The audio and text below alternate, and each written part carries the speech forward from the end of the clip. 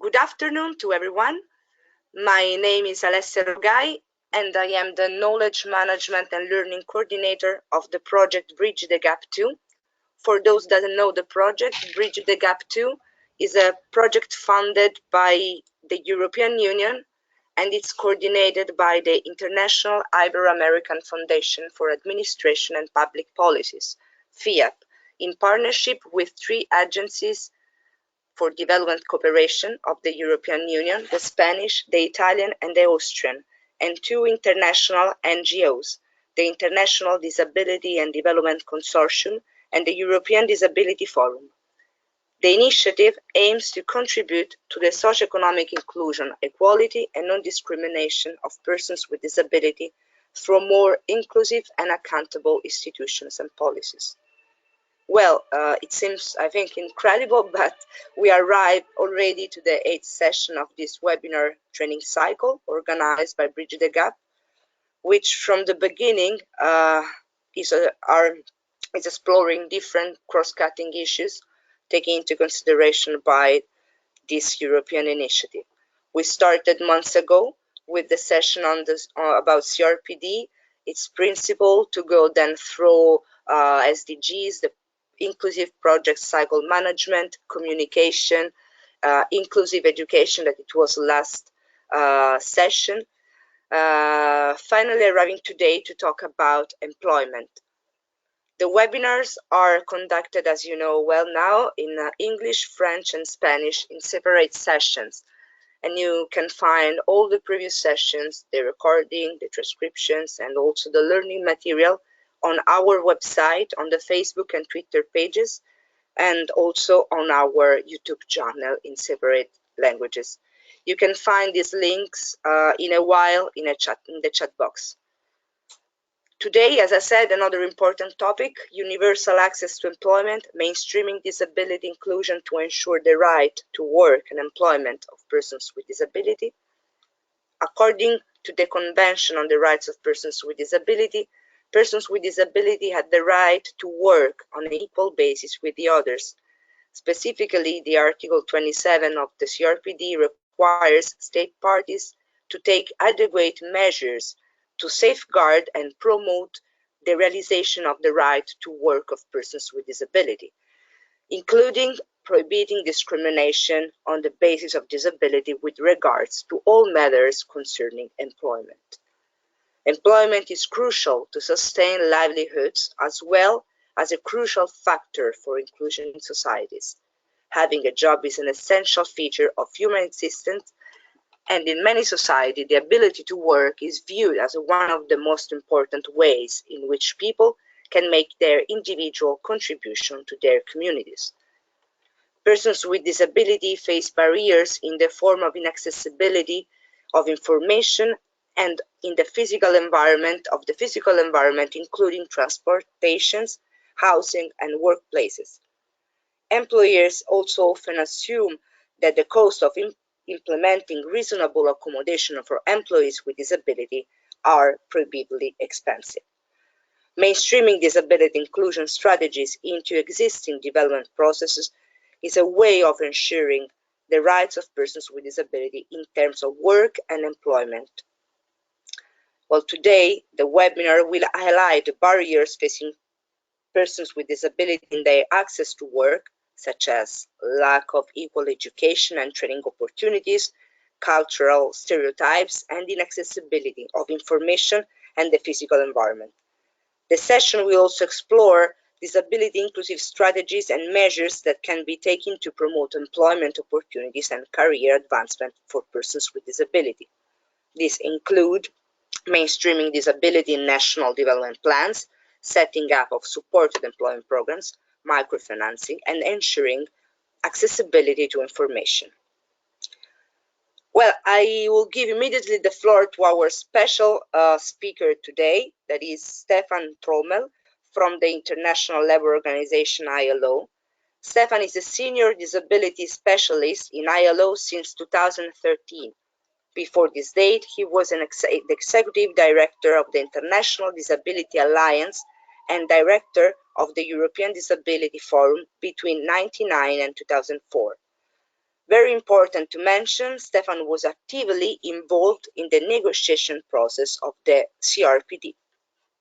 Well, thank you very much, Stefan. It's really, I think, a pleasure having you today. Before starting and give you the floor, I would like just to inform our audience that this webinar is live captioned, so you can find the live transcription by clicking on the link that you can find immediately now in the chat box. Well, enjoy this session, and thank you very much again, Stefan. I give you the floor to talk about this important topic today. Thanks. Thank you, Alessia, and thank you for inviting me to be part of this round of webinars to speak on the issue of employment, which is of course the mandate that we have here in the International Labour Organization, which is where I work. So hello from Geneva, which is where we have our headquarters. Let me say a few things just about the ILO connected with the issue of today.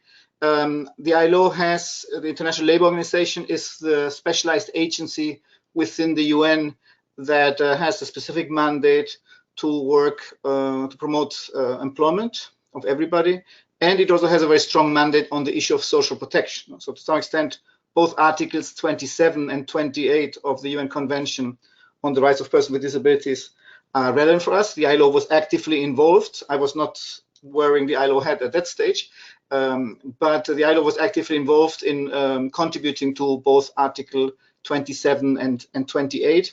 And the ILO has also been, of course, supporting issues linked to the 2030 development agenda, in particular goal number 8, which is about employment and decent work, which is one of the words that we use very much in the ILO, as well as other goals, for instance, connected to combating poverty and promoting social protection. Our governing structure in the ILO is very specific and very different from many other UN entities. On our governing structure, you have both governments, usually represented by the ministries of employment or labor, but we also have 50% of our governing structure is divided up between employer federations and trade unions. So we have what we call a tripartite composition, and I'll come back to that because it is relevant for also the presentation today. Another relevant feature of the ILO is that we also are an organization that adopts conventions. So most of the conventions that exist nowadays in the areas of employment and social protection have been generated by the ILO in the 100 years that we are celebrating this year. So we are 100 years old. We were established just immediately after the First World War, and since then we have been adopting different conventions. And since 1983, in fact, there is one specific convention of the ILO on vocational rehabilitation, so the title of persons with disabilities. And it's interesting when you compare that ILO convention from 1983, ratified by now by 83 countries. I think the last one like 10 years ago. You can also compare that with ratification level and speed of the UN Convention. But if you look at the content of that convention and you compare it to the UN Convention, to the CRPD, as I will refer from now on, you can really see how much the thinking on disability has evolved over those 30 years or so between the ILO Convention and the UN Convention. On issues like discrimination, there's no reference in the ILO Convention on non-discrimination. The definition of disability is a very individual definition. It does not take into account the barriers. The approach is very much about specialized solutions. There are some references to mainstream solutions, but the focus 30 years ago, 35 years ago, was really about specialized solutions, both in terms of employment, as well as vocational training. So in 1983, this convention, which was the first global international convention specific on disability, was at the forefront. It was very advanced in 1983. It just reflects this how quickly the thinking has evolved and has now made this ILO convention, although it's still technically on our books and it's still considered valid. It is really no longer the guiding document for our work. The guiding document for our work is, of course, the UN Convention, and from a broader perspective, the 2030 Sustainable Development Agenda. So I wanted to start with that background, so to say. Now, when you look at the right to work, or when you look at work, as Alessia was saying, it's about the right to work on an equal basis with others. Now, this term of on an equal basis with others is particularly relevant in the context of employment, because nobody has the absolute right to work. There are a lot of people in our countries, disabled and non-disabled, more disabled, in fact, than non-disabled, that are not working, that are out of work for a number of reasons. No? So compared to some of the other rights that you can see in the UN Convention, like the right to education or right to health, where governments should be imposing, it's a universal rights and universal access to these rights, in the context of employment, that is much more difficult to achieve, because there are other factors that come in, which we will be discussing in a minute. So there's a certain limitation to the right to work compared to some of the other rights in terms of what states can do. The other important element to take into account when we think about work and employment is that it is one of the very good examples when the UN Convention speaks about the fact that the different rights are interrelated and interdependent. I think the right to employment is a very good example of that, because as Alessia was saying, our capacity to promote employment of persons with disabilities, and good employment, not any employment, very much depends, of course, on education. If people with disabilities, like any other citizen, do not have good education, they have very little opportunities to find a job, or if they find it not a good job. If there are a lot of barriers in terms of access to information, in terms of access to buildings, to the workplace, if there are barriers to public transport, all these elements make it very difficult for people with disabilities to find a job. But also other elements, like many persons with disabilities are still limited in their legal capacity, cannot properly sign a labor contract, somebody else will need to sign on their behalf. If so, all that also contributes to problems. And of course, also the whole issue of attitudinal barriers. So I think all these elements mean that if we want to work on employment, we want to promote the employment of persons with disabilities, we also need to work on all these other elements outside the purely employment context, because if those other elements are not there or not adequately there, it would then be very difficult to promote the employment of persons with disabilities. There are other elements of the UN Convention that are also relevant from an employment perspective. Right now, we don't have in many countries good statistics on the employment of persons with disabilities. This is further complicated by the fact that we use different definitions and all that, but just even from so that makes also comparability a very complicated issue. But even if you look in a specific country context, the fact of the matter is very, very rarely are employment statistics disaggregated by disability. So if there are countries that are using regular labor force surveys, very seldom are these regular surveys done with a focus on persons with disabilities. And so there's a clear link, of course, with Article 31 of the CRPD, which requests states to provide the relevant statistical information. And of course, also very clearly linked with the strong push for disability disaggregated statistics as foreseen by the Sustainable Development Agenda. Having said that, the statistical information that is available shows that clearly there is a problem with the employment of persons with disabilities. They are clearly showing higher levels of unemployment, although the big difference is not so much in the level of unemployment, but it's really about the level of activity, which means basically that especially in more developed countries, there are many more people with disabilities that are not even seeking employment for a number of reasons, including discouragement, including disincentives, including a badly designed social protection system. So there are a number of elements that make that explain why persons with disabilities are very often not even registered as unemployed and are what we consider in the ILO terminology inactive. You know? They're not even part of the labor market as such, although they are of course in working age, so between 16 and 64, whatever the working age is of our countries.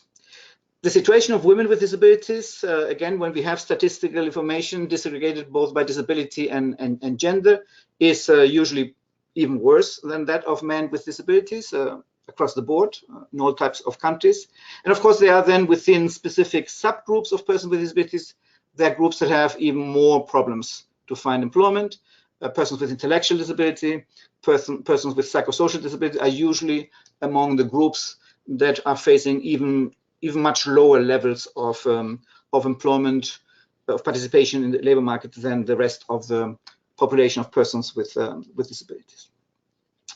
When you look at the employment from a developing country perspective, the main message I would deliver at this stage is there is a general perception that in the context of developing countries, where the majority of persons, disabled and non-disabled, work in the informal economy, so not through a proper labor relationship as we are used to in developed countries and in the public sector or in the private sector. In the context of a developing country, this what we call informal employment is the only option for persons with disabilities. Now, there's no expectation, sometimes not even among people with disabilities, that people with disabilities should also be having a part, at least, of the employment that is provided by the public and the private sector. And that, of course, is one of the issues also that here in the ILO we're trying to challenge. We're trying to say, okay, if 80% of the general population in countries like India or Bangladesh are working outside the formal economy, that's the same percentage that should apply to persons with disabilities. Now, we should not accept that for persons with disabilities, the level of informal employment is basically 100%. So that's one of the challenges I think that we need to address. And we need to address this upfront, because otherwise the whole expectation in a developing country context is the only option for persons with disabilities is basically to create their own job through self-employment, which sometimes we might call entrepreneurship or business development. We might put nice names to it, but at the end of the day, it is rather bad self-employment in most of the cases. And I think we need to sort of challenge that idea. We also have a problem in terms of mental barriers, and Alicia was referring to it. In many countries, and that is across the board, both in developed and developing countries, there is the idea very much seen in society, not only by employers, also by trade unions, also by media, sometimes even by persons with disabilities themselves and their families, that disability is almost like equal to inability to work. And I think we need to challenge that. We need to make it very clear that the majority, the absolute large majority of persons with disabilities, if provided sometimes when they need it, and not always when they need it, with the adequate workplace adjustments, they will be able to work, and will be able to work at a similar level as non-disabled people. And that is, I think, something that this stereotype about not being able to work, or if able to work, definitely not at the same level. I think this is something that we need to challenge very strongly. And that's why it's also so important to see, for instance, that Article 8 of the UN Convention, the article deals with awareness raising, has a specific reference to the need to show to the private sector, to the employers, the capabilities of persons with disabilities. Probably that small sentence in Article 8 could also have been in Article 27, but for whatever reasons it is there. It is just a good reminder that in these general efforts that states need to do to change the mental barriers among society in general, a particular attention should also be provided to the private sector, or to employers in general, because as I said, also these perceptions might be equally bad within the public sector as an employer. So let me now have a look at, or let us have a look at Article 27 of the UN Convention. Alessia has already sort of given us a quick introduction to that article. Now, what does first, as you will see, it's one of the longest articles in the convention, which to some extent also shows that if we want to promote the employment of persons with disabilities, we need to come up with a very multi-layer strategy. We need to address many different areas and issues if we really want to make progress in the area of employment. So what are some of the messages that Article 27 sends us? On one hand, it sends us a clear message that it is about inclusive employment. We are talking about people with disabilities finding jobs in an open labor market that is inclusive to everybody, and in jobs and professions alongside the rest of the population. We are moving away from solutions from the past that were can mostly be found still in developed countries, which is what we call the sheltered workshops or other modalities. Now, these still exist. I will not go into the discussion of whether they are good or bad, but we really think in the ILO that these are solutions that belong to the past. And when now developing countries are looking into this issue, they should really be thinking about solutions that are based on people with disabilities working in the same place as everybody else and not in any sort of segregated or separate solutions. But it's not only about inclusive employment. It's also about ensuring not just any job. As I said before, we use this term in the ILO, decent employment, which is a combination of many things. It's about being protected from discrimination, of course, being protected from violence and harassment, having adequate working conditions, an adequate salary, good protection from health, good health and safety requirements, and also good opportunities for everybody for career development. No? So this understanding of decent work applies equally to persons with disabilities. Too much in the past, our focus has been on finding persons with disabilities a job, and then basically forgetting about them, saying, okay, now they have a job, they are in the bottom of the pyramid, but now we just don't care about providing the opportunities for people with disabilities to move up the ladder of the pyramid and tomorrow, not tomorrow, but in 10 years' time, become the head of a department, the head of the human resource department, the head of marketing, and a bit later, why not become the CEO of a company? We don't have that expectation in our minds, and that is something that also needs to change. And I think from that point of view, this again, the CRPD sends us very clear messages that it's not just about any job; it's about ensuring also the same opportunities for career development. And some people will make it more, others less, like the rest of the population.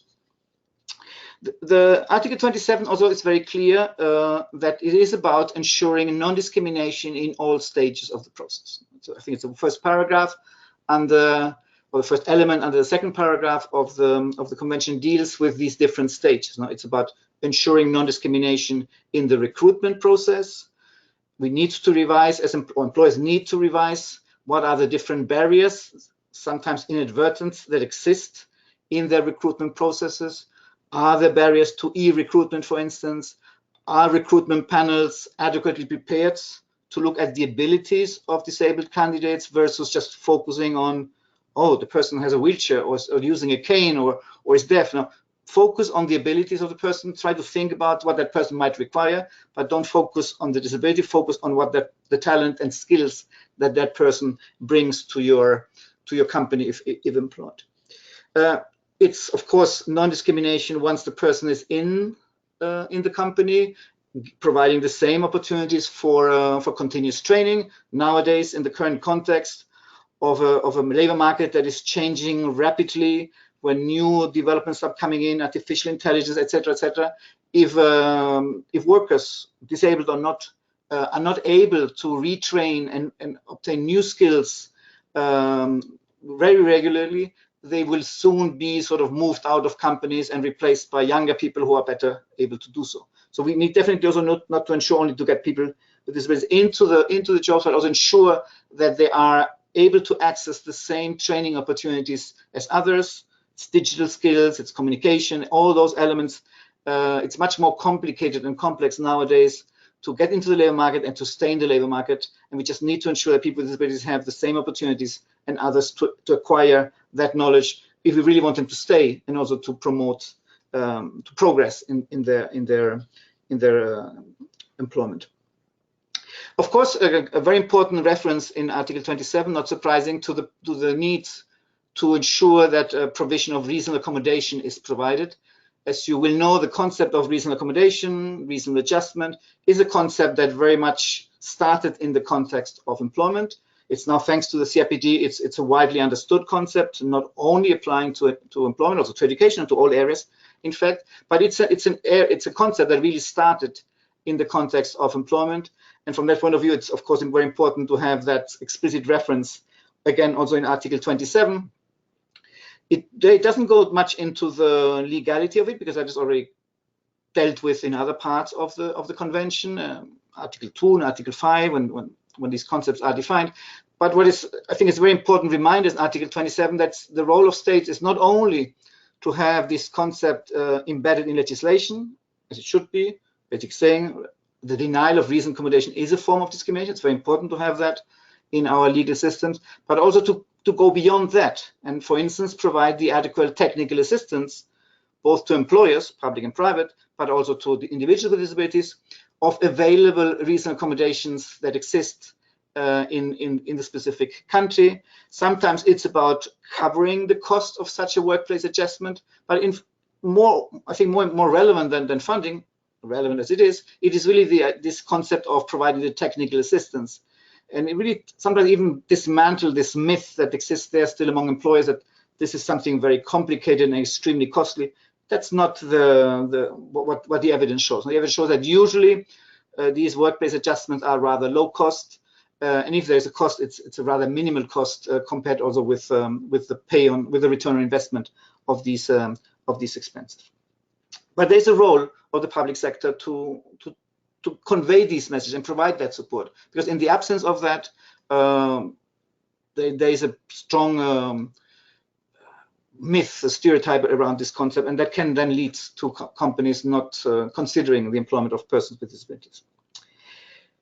Apart from this strong non-discrimination focus of Article 27, consistent with the overarching focus on non-discrimination of the CRPD, there are also references to affirmative action in Article 27. So, and in that context, the article is less prescriptive. As you know, one of the most well-known affirmative action measures that exist in more than 80 countries is quota systems. Many countries have quota systems that say, well, if you're an employer, public or private, with more than 25, 50, 100 employees, a certain percentage, 1%, 2%, even 5% of your staff should have a disability. Now, that exists in many countries, developed and developing countries, but there are also many countries that do not have these schemes. And sometimes also disability organizations are not comfortable with these schemes because they think that this is puts the focus on the wrong thing. It puts the focus on the disability and not on the ability and the talent of persons with disabilities.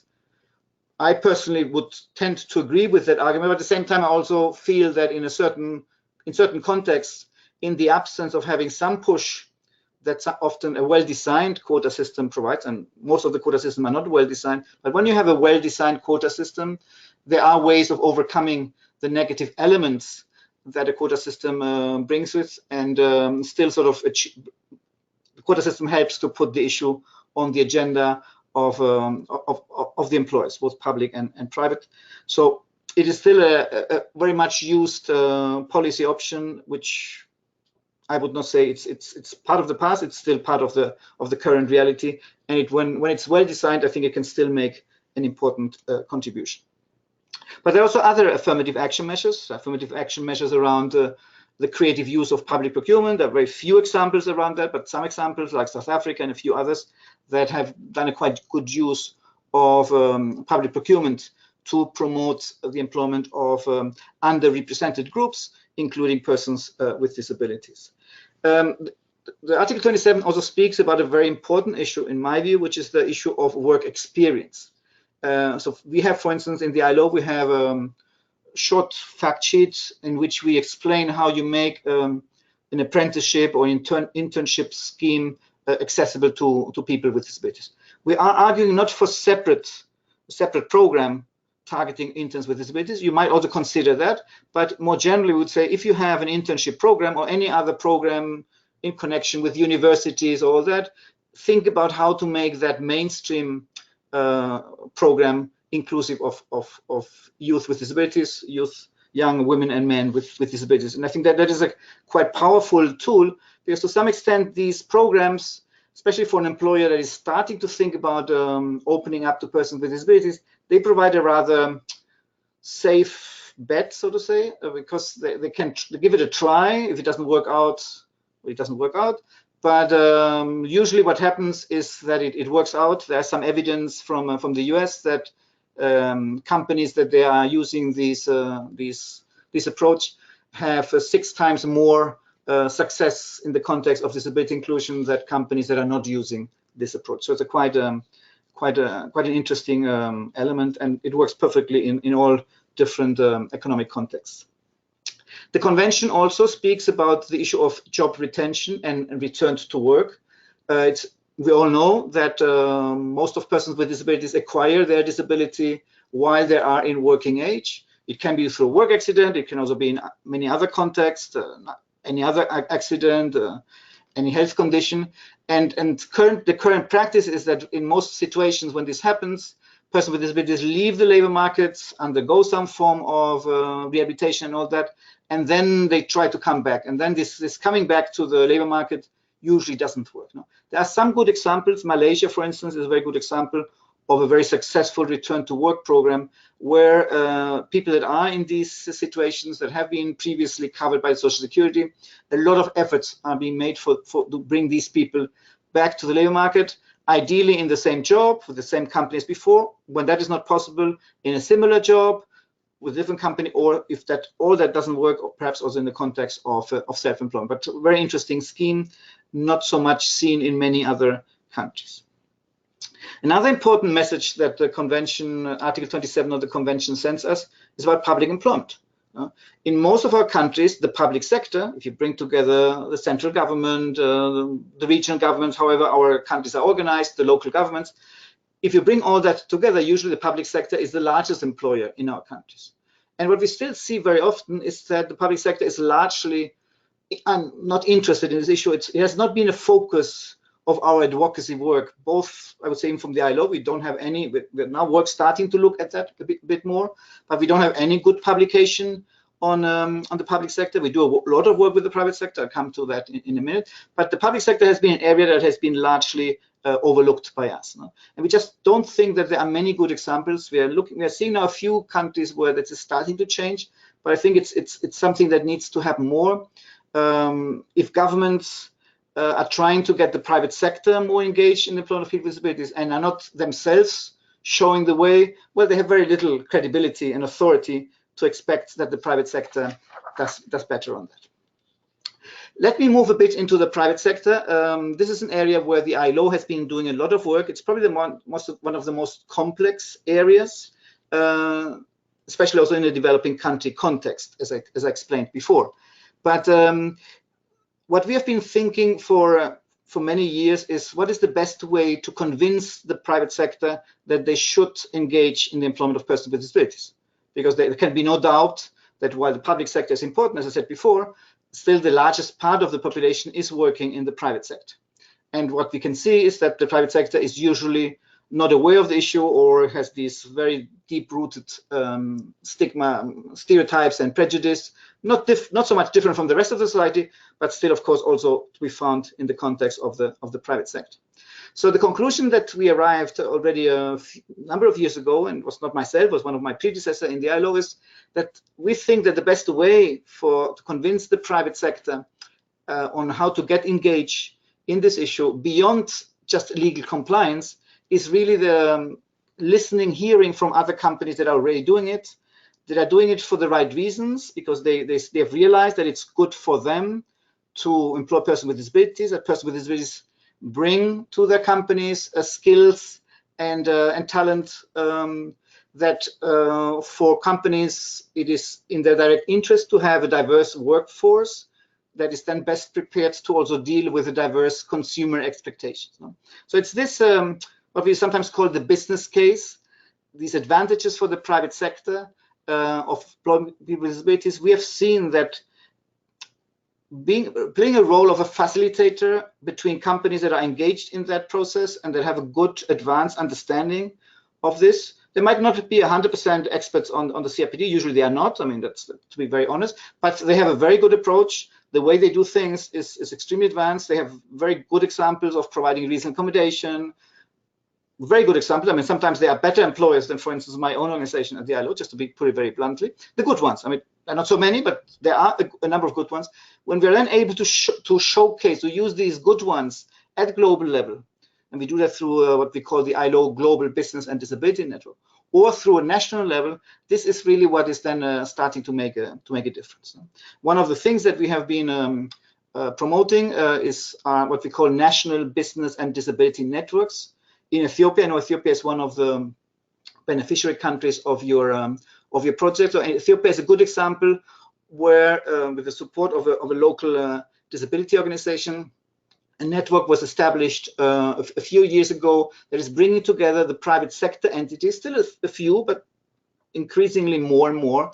They come together, they share experience, they get the support wherever from each other, they get support from NGOs that understand where the private sector comes from that can help them find skilled persons with disabilities, probably coming out of university, coming out of an increasingly inclusive vocational training system. And that these type of initiatives are still, although they're small in numbers, I think these are showing the way in which we can sort of more significantly improve the performance of the private sector. I'm happy to come back to that in the Q&A part of the webinar. Now, I mentioned at the beginning of my presentation, you might remember that the ILO has this tripartite composition, as I explained, governments, employer federations, and trade unions. So, of course, also in the ILO context, we have tried, also in line with a specific provision in Article 27, to get the trade union sector more involved. And the good news is that, especially over the last 2 or 3 years, some more progress has been done. We have now a couple of publications where we have identified examples from national trade unions that are starting to put the employment of persons with disabilities on their agenda. I think it's fair to say that this is a rather new issue. It's still not at the level where it should be. There's still many trade unions out there that are not thinking about persons with disabilities. But I think what we're seeing is that this is making progress. And again, the more trade unions you have starting to include persons with disabilities in their regular work, not as an ad hoc, not as a separate idea, but really as part of their core activities, whether it's collective bargaining, whether it's a discussion on labor policy, whatever, of course, also internally, it's important that trade unions are starting to include disability in that context. And then again, the more trade unions we have doing it, they can then sort of, we can use them, or they can then become ambassadors, so to say, towards other trade unions that are not yet thinking about it. What are other, I have like 5 more minutes to go, and then I'll stop if that's okay with you, and I'm happy to look for questions from everybody. But 5 more minutes on some final messages that the Article 27 of the Convention sends us. One is it's very clear.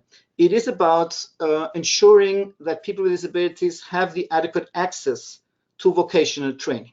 Now, what we still see in countries, in many countries, especially also in developing countries, is that when there is some attention to vocational training of persons with disabilities, it's being done through segregated, specialized vocational training centers, usually focusing on skills and professions that are either no longer exist or almost not, or definitely would lead to an extremely low level of jobs, usually in self-employment. Never thinking of mainstream employment in the private sector. It's about basket weaving, it's about knitting, it's about, with all due respect to these professions, but when you have these specialized vocational training centers, that avenue is an avenue that is not leading to what we think is decent employment for persons with disabilities.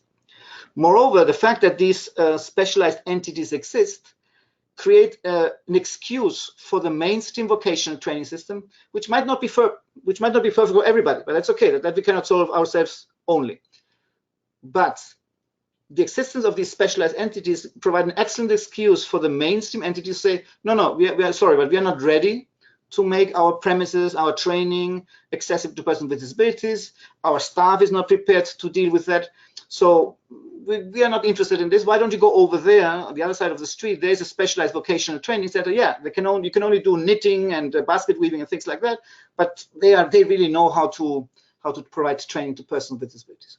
So we really need, and this is still happening. I mean, we just got a request now from an Eastern Europe country. They're saying, how can we change this situation? And it's very much similar to the discussion that we still are having in many countries, it's still not solved, to be fair, about specialized education and inclusive education. But in the context of education, there's a general agreement that inclusive education has to be the objective, and we need to find a way, a transition from the still existing specialized schools to that inclusive education model. But it's happening, it's a process happening. It's still surprising to see that in the context of vocational training, we don't seem to be having a similar process in place. So from the ILO side, we make it, and the CRPD is very clear on that. We are making a very clear push that we think that what is needed is that the mainstream vocational training institutes become disability inclusive, which will then allow people with disabilities to have the same choices for skills and professions that the rest of the population. Of course, it's also about, that's not explicitly mentioned in Article 27, it's also, of course, about checking about the university. I mean, the university can do better. It's more for Article 24, but of course, also there's a clear need for universities to be more inclusive of persons with disabilities. Again, that will make it easier then for persons with disabilities to find a proper job. The convention, of course, also deals with self-employment, cooperatives, even different entrepreneurship, all that. We are not against it. No? What I was trying to say at the beginning is we're not against it, but we're just saying this should not be the only option for persons with disabilities. That's not correct. It should be one or more option. It probably will be the majority option because in many countries it's the majority option for everybody, but it's not the only option.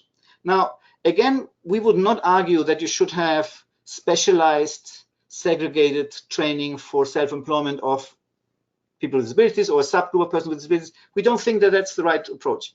If you have in your country general mainstream entrepreneurship training, business development service, whatever you can call them, make these general trainings accessible to people with disabilities. Don't try to come with the usually second or third class training, because it will just not help people with disabilities also to create their own jobs, to create their own companies.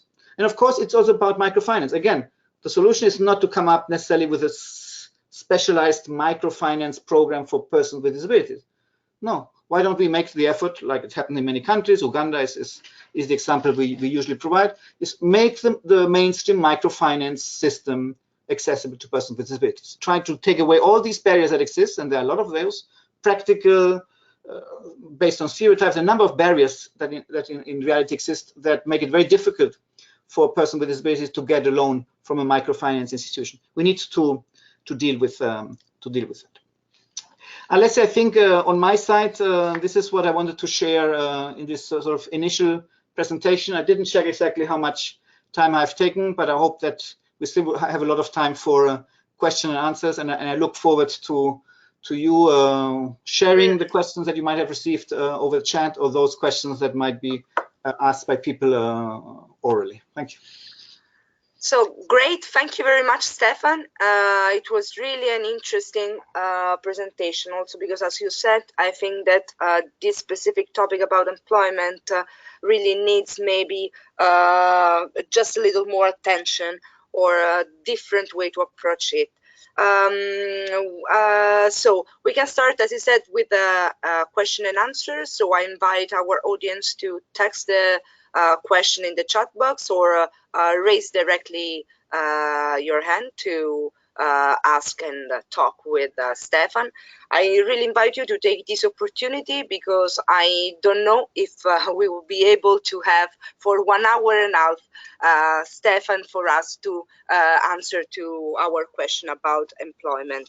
I was, before starting reading, because we have already some question in the chat box, I just would like to make a reflection because we work on employment specifically in Sudan because, as you know, and also maybe your audience know, we Bridge the Gap works in 5 countries, and in every country we work for a specific topic.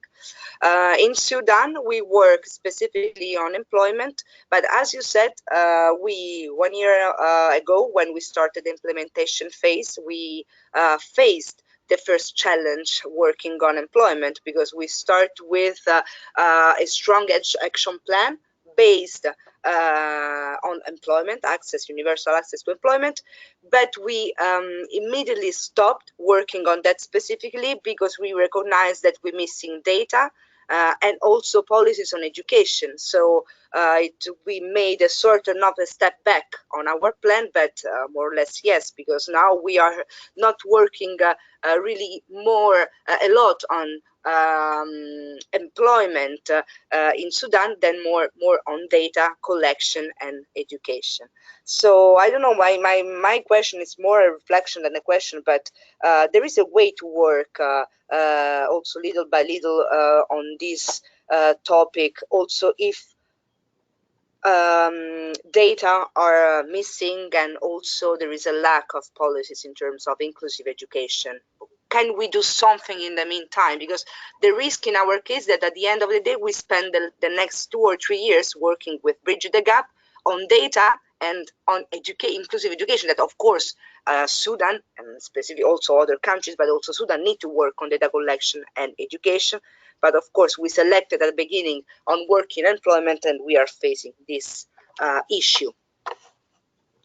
Yes, Alessia, good question. Yes, definitely. I would say don't wait until you have solved the education issue and the data issue, because these are especially education one is a long-term issue. Data you can solve more or less depending a bit on what are the regular surveys that are being used. But the moment you solve the data issue, the only thing that you will have is just a proof that there's a problem. But the data issue itself will not solve the issue. So it will just hopefully help you to monitor progress over time. I think it's, as I said before, it's a complicated issue. It's an issue that requires tackling different issues. But there are things that can be done, and you shouldn't be waiting, because I mean the situation that you described is very similar to many other countries, no? And people should not just sit back and wait for these. People should be aware that these elements have a negative impact on employment, which is why they need to be solved. But at the same time, we should not sort of say, well, until we solve those, we cannot do anything, because then, as I said, then you have to wait 5 years, 10 years, or whatever. No? I think this multi-layer approach should address some of the issues I mentioned. I think there's a role for the public sector. I mean, the public sector, I'm sure in Sudan, is the largest employer. Probably not the best employer. I don't know the situation in Sudan at all. But public sector is an option.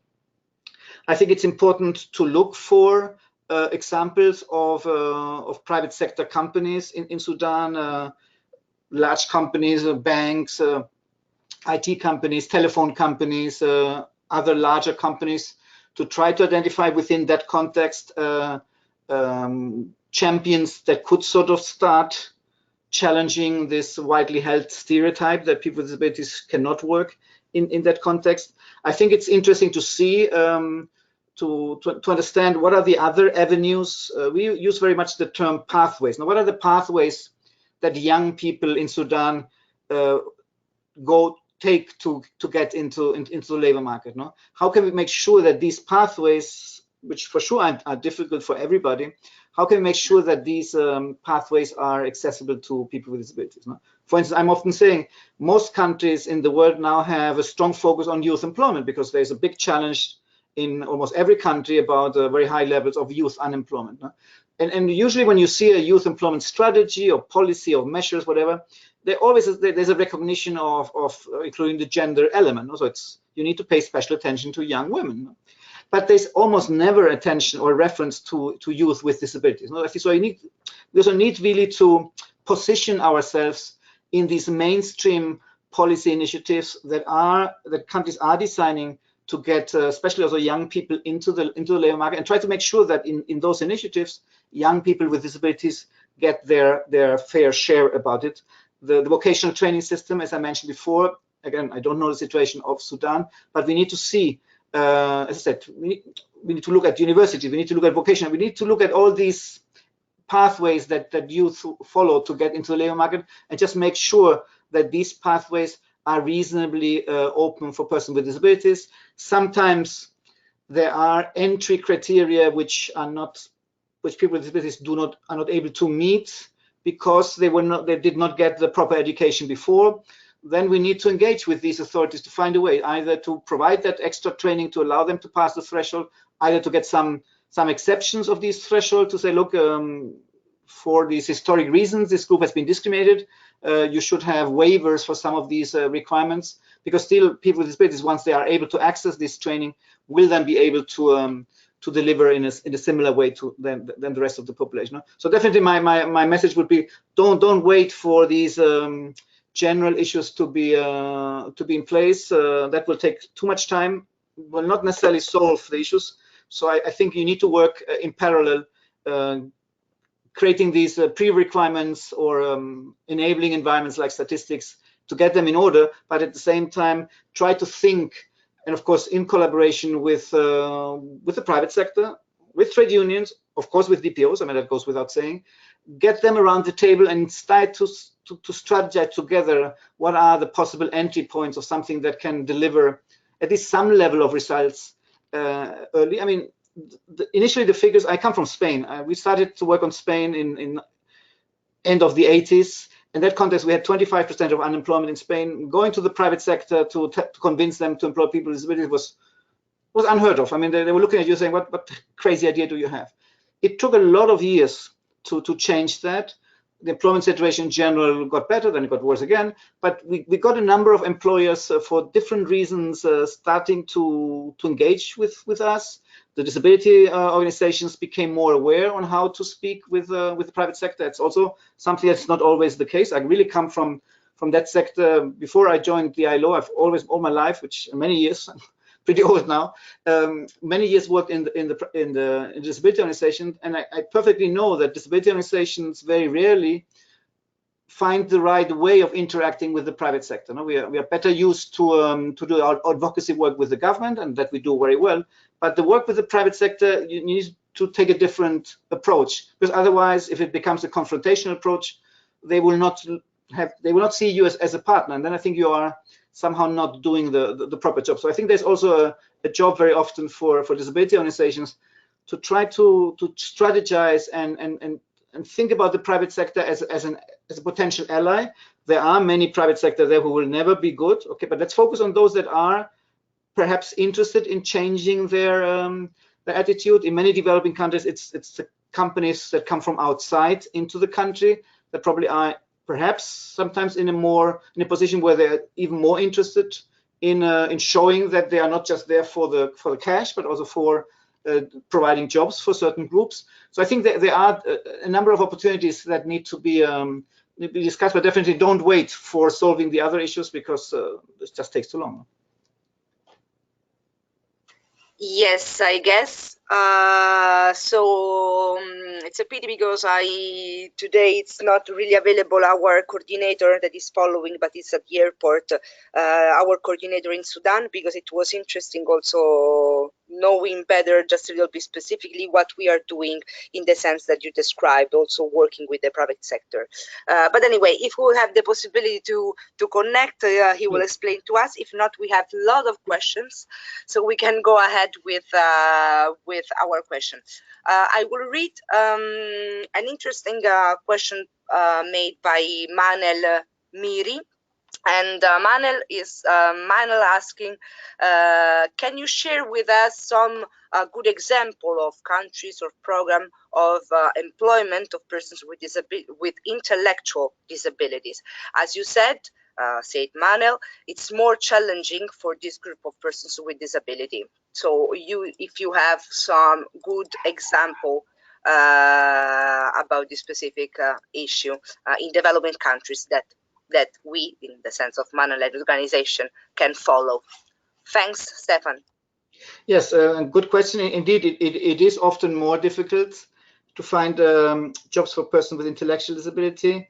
Very often they will require a level of support, at least initially, and what very often we call it supported employment. It's a methodology that has been used mostly in developed countries, but it's starting to be used also in a developing country context, which is basically it is about finding a job for a person with intellectual disability and supporting that person in the initial 2-3 months by teaching the person on the job. So it's not a person that has to go to classroom training.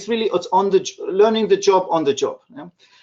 Because that usually works better for many people, but also works better for persons with intellectual disability. And this, what we call a job coach, the person who is there alongside the person with intellectual disability, he would then be helping the person to understand the content of the job, to sort out any problems, potential problems with the co-workers, with the manager, with the transport from home to the job, any family issues that might be there, because there might be issues there in terms of overprotection or fears and all that. So it's really a person that would sort of address these situations, and then gradually the support will fade away, and person would still, or the entity providing that support, which is usually an NGO, would always be there in case a problem there's a problem between the person and the employer. Now, this might sound as a quite intensive support, but it's definitely a better approach than sheltered workshops, which, as I said at the beginning, is basically what we had in the past in developed countries, because the idea was that person with intellectual disability will never be able to work in a normal company. No? I think we have this methodology has shown that that is not true. The other thing I would say is that we see, I'm thinking now, for example, in China we have such a program. It was supported by the ILO. The numbers are small. I mean, there are sometimes more job coaches than actual staff with disability, but there are a number of examples where this has worked out quite well. The other thing I would say also is that usually the moment you start changing the attitude of the employers, the moment they open up themselves to employing persons with disabilities, it might not be that persons with intellectual disability would be the first ones to be employed, but once the employer realizes the potential they have, once the employer realizes the support they can get from specialized entities and all that, what we have been seeing is that perhaps they were not the first to be employed by the private sector, but the moment the private sector becomes more confident and comfortable with the issue, it starts opening up the jobs also for persons, let's say, with more severe disabilities from an employment perspective. I'm not saying it's more severe, it's just from an employment perspective, a person with intellectual disability just requires more support, usually more support than others. No?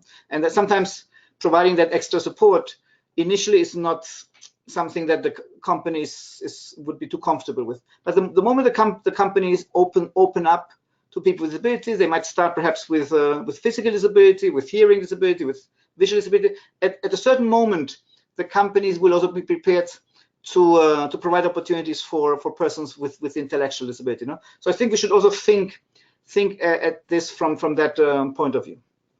Well, thank you for the good question. Thank you very much, Stefan. I can see an hand raised. David, I will try to give you the floor if you want directly make your question to Stefan. Hello? David? Hi. Hi, I saw your hand raised. Maybe you want to make a question to Stefan? Exactly. I'm calling from Ghana, specifically Bogatanga. Thank you. Feel free to Yes. make your question to Stefan. My question is, in Ghana, we have this center called the Rehabilitation Center, where persons with disabilities are put there to acquire skills such as basket weaving, hairdressing, and fashion. And over the years, people who have graduated from this school has never gotten any support from any institution in order to set up the businesses that they want to set up. And in that case, what do we do? Because such people, the school is still open and they continue to collect people with disabilities and put them there and give them that skills. At the end of the day, they don't get support to set up the businesses. So what do we do in this case, please? Thank you, David. I mean, I don't know the exact situation, but what you describe is not very different from what I have heard from many other countries and what I mentioned in my presentation before. No, for me, let me be very blunt. I think that these specialized rehabilitation centers do more bad than any good, and they do more bad first because I had mentioned basket weaving myself before. No, they're usually providing skills that are no longer demanded by the labor market or only would lead to very bad self-employment. They're usually the choice of these skills have been made by somebody who has very stereotyped notions of what people with disabilities can do. So they think it's only something that you can do with your hands or whatever. And so from that point of view, I'm not surprised at all what you're saying. My very blunt answer would be, for me, the best thing that could happen is that these centers are closed and that the resources that have been used for maintaining those centers are being used to make the mainstream vocational training system in Ghana inclusive of persons with disabilities.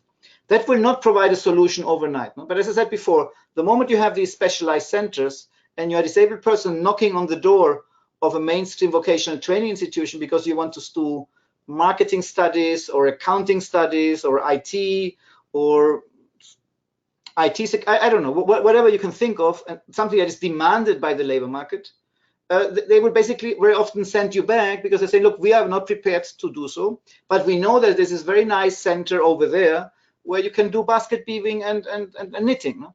So from that point of view, the bad contribution that these centers make is not only that they don't deliver skills that will then lead to proper employment or employment at all, but also they provide an excuse for these mainstream institutions not to become more disability inclusive. So for me, we need to think. And the other day we had a delegation here in Geneva from Rwanda. They came to the meeting of the CRPD committee, and they were asking me also about because they wanted to come up with creating a specialized center for blind people in knitting. I said, I don't think that is a solution. I don't think that is these are solutions from the past. We need to think about solutions for the future, and these solutions pass by solutions that are mainstream, that are inclusive. We need to move away from these segregated, specialized solutions. We are moving away from those solutions in the context of education. The UN Convention is crystal clear about that. It's not easy, not always easy, not the same way for every group. But in the context of vocational training, we are still sort of bound by these old-fashioned solutions, which have for many years proven not to be useful at all, no? But just they have prevented more inclusive solutions to appear. That would be my very blunt reply. But as I said, I don't know enough about the Ghana situation, but what you were describing is very similar to what I've heard in many other countries. So thank you very much, Stefan, and thank you also, David, for your question. I have another interesting question made by Jay Kumar. Jay said, it's not just getting a job, but it's also earning a decent income. That, of course, is passed through education and development of skills, training, etc., as we said before. So the question is how ILO is focusing and working with other stakeholders in addressing this issue. Thank you, Stefan. Yes, thank you for the question. We are not doing as much as we could do. I mean, that to be very clear. The disability team in the ILO is pretty small. So we have to be very focused on our interventions because we cannot do as much as we would like to do. To put it very, very simple, we see these two main elements.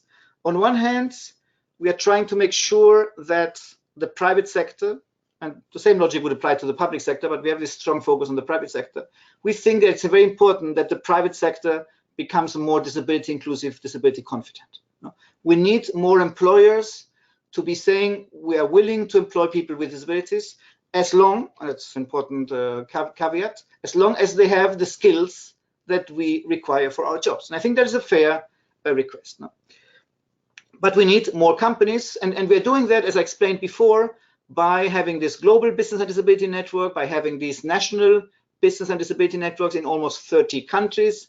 We have that in Ethiopia. We're now in contact with different organizations to set it up also in Kenya. We've had some contacts in Ghana. We think Uganda is ready for that, but it needs to happen. It needs to happen from the ground. It needs to happen with the involvement of disability organizations and also with the support of other entities, in particular employer federation. So this is one, let's say, one side of the coin. We need to have a private sector that is more disability welcoming. And as I said, we think what we have learned is that the best way to achieve that is by showcasing companies that are already doing it. It's much more effective than when I, as ILO, say it, or when the government says it, or an NGO says it. It's really when the private sector, when one company is saying it to the others, you start to see that the others are saying, oh, there's something in it. Because if this company is doing it, it's not because they are nicer people than us. No, there's something in it from a business perspective. So that's one side of the coin. The other side of the coin, very much in line with what you were saying, is we need to ensure that people with disabilities have the right skills to be employed, to be attractive for this private sector, and not only to be attractive to get the initial job, but also then to sort of be able to move up in the in the latter. And that requires sometimes training that they have received before, and also trying to ensure that any training that they can get by the company or through other means while they are working there allows them to move up in the hierarchy of that company. So it's really we need to work on both sides. So we need to make the private sector more confident, but we also need to make sure that people with disabilities have the right access to the skills, which is why I took this very strong stand in the reply to David in terms of, look, these specialized vocational training centers that exist, they are not helping us. They are creating, they are putting energy and resources that are making people waste their time on things that will not deliver any type of job, or at least not any type of decent job. That is what we are expecting, and also what the CRPD, what the Article 27 in the CRPD is telling us.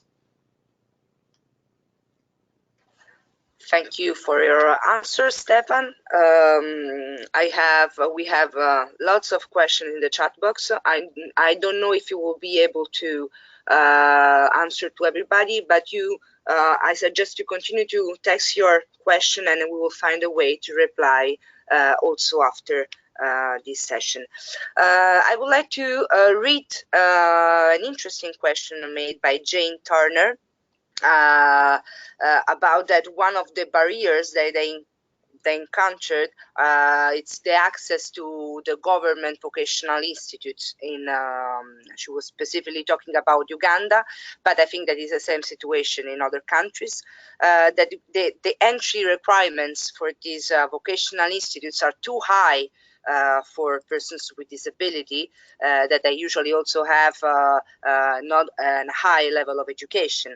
So at the end, she said, we ended up working with private institutes that were more flexible on entry requirements. So the question is, do you have any suggestion, example of pushing for government mainstream vocational training institutes to be accessible to persons with disability who may not have the required level of education that the institution requires? Thank you for your answer. Yes. Thank you to Jane for the question. I don't have now exact details of, but I know that the work we have been doing in Bangladesh, the work that we've been doing in Zambia in particular, and also in Ethiopia, has been very much focusing on making the mainstream vocational training institutions more accessible for the reasons that I've mentioned before. And definitely looking at the entry requirements is one of those things that need to happen. It's not the only one. You also need, it's also about the awareness of the staff. It's about making the premises accessible. Sometimes it's about making certain changes, having probably a small budget for reasonable adjustments to the training and all that. But the entry requirement is a key issue. I think that there are two solutions to that. One is to discuss with the government institution that is in charge of this. In Zambia, I remember it was called TEVETA, it's the TVET authority in Zambia. One option is to look at waivers or partial waivers for these entry requirements, basically using that argument in terms of, look, if you keep those requirements, this group that has been excluded from education will also be excluded in this later part of their life. So you might want to consider waiving those requirements. That is one option, and I think it's one option to pursue.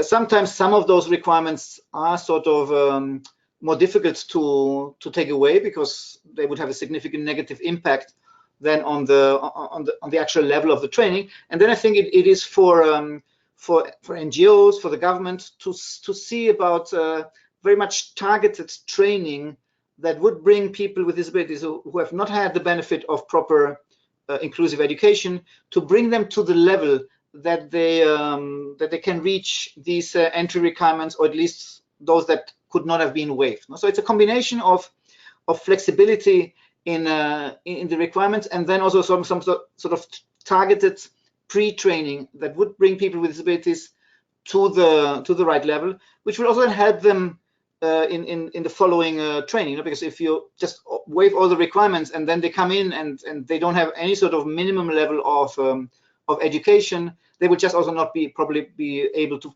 adequately follow the training. So I think this pre-training is something that that should be done, but always with the idea, and sorry for being a bit insistent, always with the idea of then getting people with disabilities into the mainstream training, not sort of using the fact that they can't make it to say, no, then we go into the other avenue, whether it's, I don't know about these private institutions, whether they're doing a good job or not, no? But the example I was giving before was, no, you then take them to the second and third class solutions, and then it's a waste of time for everybody, no? In particular, of course, for persons with disabilities. Thank you for your reply, for your answer. Now I would like just to collect 3 or 4 questions that I have about the quote systems, because people are asking if you can give us some example of a well-designed quota system and not well-designed quote system. And also, especially Manuel asked again and said again that maybe these quote systems are not really specific for persons with intellectual disabilities. So do you have some example to share with us? Thank you. Yes. Let me start with a non-well-designed quota system, because there are a few examples, no? And the few examples are countries which have a quota system, which includes a certain payment of it's a sanction. Usually, it's a sanction that companies need to pay in case they are not complying with the quota. No? And this has led often companies that do not want to pay that sanction to basically create fake employment. No? They put people with disabilities on their payroll. They pay them the minimum salary or whatever, which is sometimes lower than the actual sanction. So it makes more sense to pay that than the sanction. But then they basically tell the people, don't even come to work because we're not expecting you here. So just please stay at home and don't bother us here. No? So that is, of course, that is a badly designed quota system because it completely defeats the purpose. But you can find that in a number of countries. I won't give any names now, but you can definitely, there are a number of countries where we get that type of information, and from different regions. No? So it's not they're not all in the same region. No? So that is definitely a badly designed system. Now, there are not so many well-designed quota systems. No? There are many quota systems that are just there on paper. Companies are public and private sector are supposed to employ 1%, 2%, and nothing happens if they're not meeting it. So again, that's a quota system without any enforcement. So nothing happens. A few countries have quota system where then there is a payment associated with it. Sometimes that payment goes to a special fund. That we think we usually prefer not to call them sanctions. It's more like a tax. You pay a tax or a fee for every position. Imagine that you have 100 staff. You should have 5 staff with disabilities. You have 3, so not 0. You have 3. So you should pay a fee for the 2 positions that have not yet been covered. So you are recognizing companies that have made an effort. It's not the same to have 3 than to have 0. No? So it's because sometimes when you go by a sanction, you either meet the level or not. If you're under the level, you pay a sanction. No, we say you should pay a fee for each of the positions that have not yet been covered. And that fee should not go to the general budget. It should go to a specific budget, which you can then use, for instance, to finance a supported employment program like the one I described before, to finance workplace adjustments when they have a cost, to do an awareness raising campaign, to give some subsidies for smaller companies that are under the quota threshold. So then some good examples of countries that that use the quota system in what I think is a good way, and also in a way that the quota system is also positively perceived by the employers. And I think a bad example also is, for me, is when a quota system is seen as very negative by all employers. I mean, there will obviously some employers who don't like it. I mean, that we have to accept.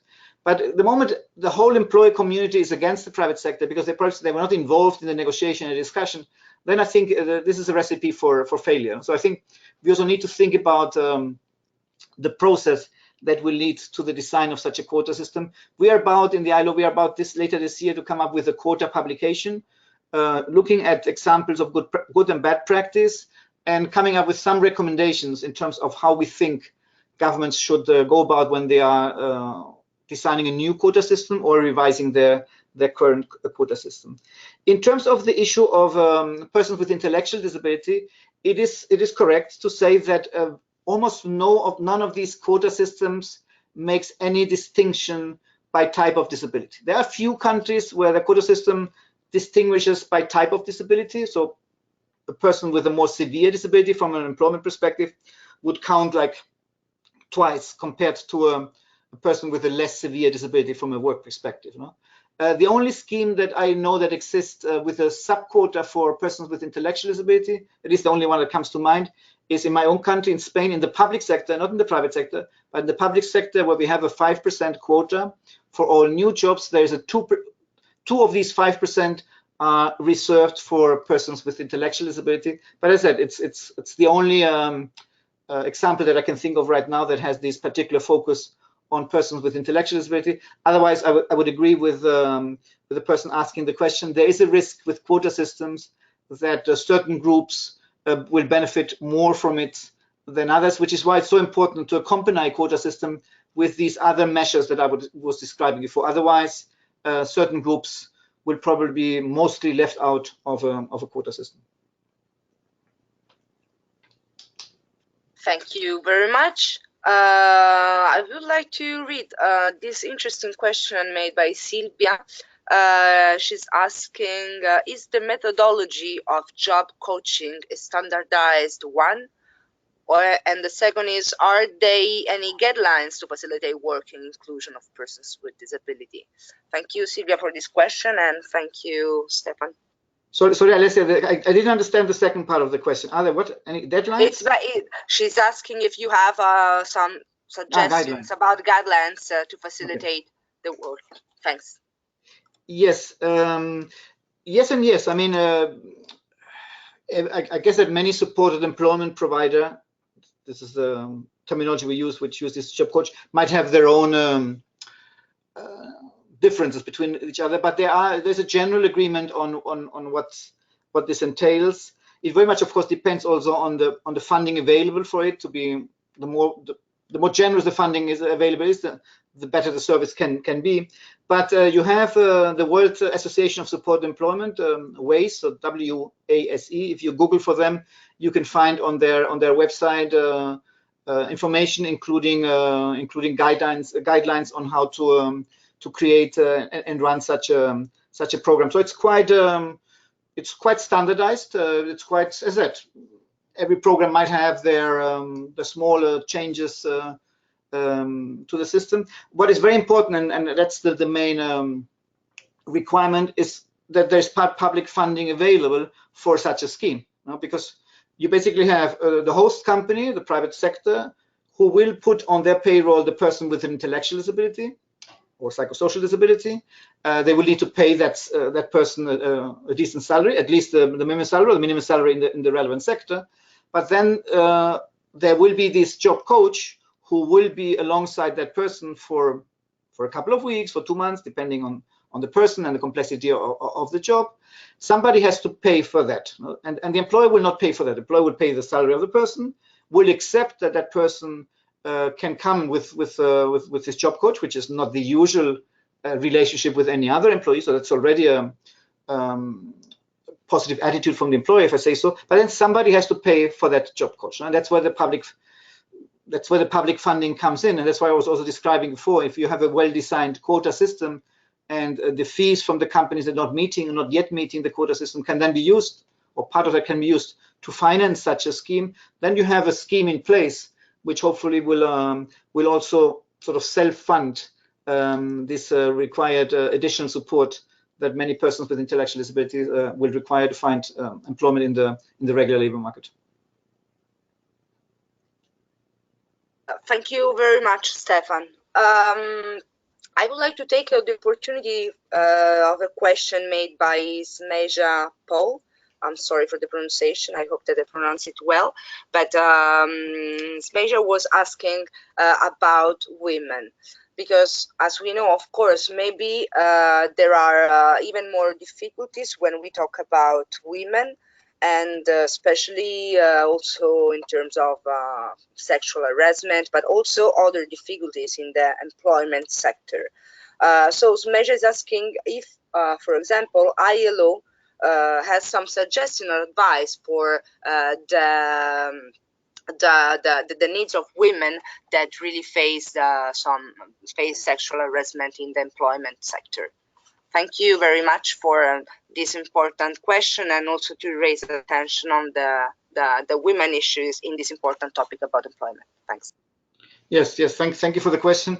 I mentioned at the beginning that definitely the statistics show that the situation of women with disabilities is even worse than the situation of men with disabilities in, I mean, all countries where this information exists, and it goes back also to the issue of statistics. That is the same reality. No? Of course, the situation is particularly bad in countries where there's extremely low participation rate of women in general. I mean, some countries in some regions that employment rate is very, very low, and then of course the employment rate of women with disabilities is almost zero. Right? It's really it's amazingly low. At the same time, it's quite surprising to realize, and we did last year, we did a document for the G20, this coming together of the biggest economies. They had the employment of persons with disabilities on their agenda, and we did a study on the situation of the different employment policies, and we could only find one country from the G20, South Korea, that in fact had in their employment policies for persons with disabilities a specific focus on women with disabilities. And it was basically around their quota system. No? Basically, the quota system, if a Korean company would employ a woman with a disability, that would count more as a man with a disability, and there was also the financial incentive for that was a bit higher than for a man with disability. So very, very few examples of policies that really pay that attention. So I think there's a need for more of that. In the context of a quota system, a rather straightforward way of doing it would be to have a sub-quota. It complicates things, but I think it's more than appropriate to think about that in the context of quota. In the context of vocational training, I remember when we did work in Zambia, there was also a need to sort of particularly think of women with disabilities in the context of vocational training. In the context of Zambia, there was a lot of mainstream vocational training institution where they were providing boarding to their students, and in the context of women with disabilities, well, you can imagine there were certain situations which were quite terrible. And that again reminds that you need to pay special attention to this issue, and it's linked to the issue that the person raised in terms of sexual harassment. We are currently, as ILO, and sorry to make a bit of a commercial there, we are currently working on what hopefully will be a convention on violence and harassment in the workplace. It will hopefully be adopted in June this year. And it's not disability specific, but definitely persons with disabilities is one of the groups that should receive particular attention in the implementation of such a convention, because the little evidence that exists shows that persons with disabilities in general, but women with disabilities in particular, are definitely much more likely to be in situations of violence and harassment in the workplace than the rest of the population. So we need to, in that context, we need to think about both prevention and reactive protective measures to make sure that women with disabilities, once they manage to get into the labor market, difficult as it is, as we have explained, they don't sort of then end up in a situation where they would have preferred not to be in that position, because then they are now subject to harassment and violence and harassment. So it's not only about getting men and women with disabilities into the labor market, but then also to have the systems in place that adequately protects them from these situations, because in the few situations where evidence exists, and there's very little evidence on this, there is evidence that persons with disabilities, and in particular women with disabilities, are reporting a significantly higher level of violence and harassment than other colleagues.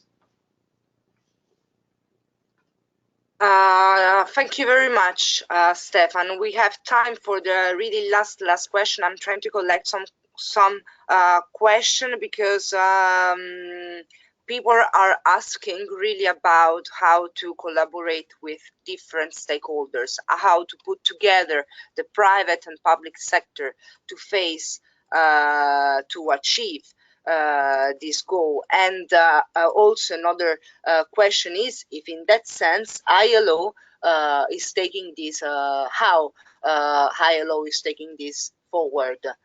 How do you foresee the role of ILO in taking this, the collaboration with these different stakeholders? Yes, thank you. Well, as I said before, our team is pretty small. Let's put that from the outset. We have this very strong focus of collaboration with the private sector. And as I was saying, this is not just something only happening at global level, important as it is, but it's also happening more and more at national level in developing countries, very often with the collaboration of both of local DPOs, NGOs, also some of the global development and disability NGOs like Humanity and Inclusion, Lena Cheshire Disability, Site Savers. They are also connected with us through this global business disability network, and they came to join our network because in many of the countries that we have been discussing, they have a certain presence. They are there working with the local NGOs, and over the last years, in particular, they have increasingly paid more attention to work with the private sector. I think that is a very encouraging development, which we on our side are supporting as much as possible. We launched a network, or a network was launched with our support in China last August. Now in January in India. We're currently working with counterparts in Philippines to create a similar network. We have networks in Sri Lanka, in Zambia, Mauritius, in a number of not as many countries as we would like to. I mentioned a few African countries before, where also we're trying now to move ahead on this. And I would basically suggest to the people on the call, Alessia, please feel free to share my contact details. That if they want to have a bit more information on their specific country, and if something is happening in the country, or if they want to have some advice on how to get involved in such an initiative, or even start such an initiative if such an initiative is not there, please, colleagues should feel free to reach out to us. The ILO has a reasonably good presence in the field, but it's also fair to say that in many of the places where the ILO has an office, my colleagues in that office have not yet been thinking very much about disability. So also from that perspective, the more colleagues in the different countries reach out to the ILO and say, well, can we do something together? Well, that will also help in moving the agenda forward, so to say. So thank you very much, Stefan. Thank you very much also for your availability to keep the contact with our participants, our partners. It's really important for us because, as you know, also Bridging the Gap work really at local level. So we need the support, and for sure we are going to take this advantage in the future. I hope so. So thank you very much again a lot for your participation and for having dedicated your time today to us. I also would like to say thank you very much to the audience and for your interesting